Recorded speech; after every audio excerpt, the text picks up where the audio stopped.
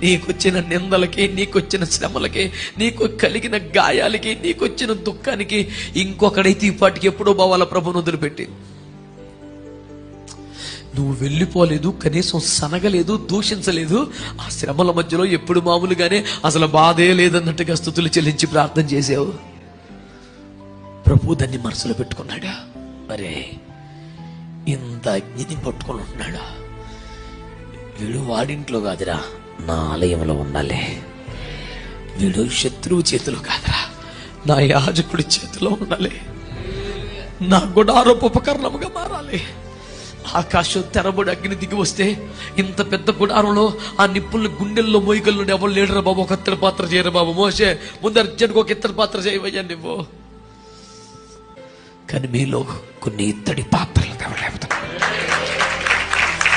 కొన్ని అగ్ని పాత్రలు దేవుడు లేపుతున్నాడు.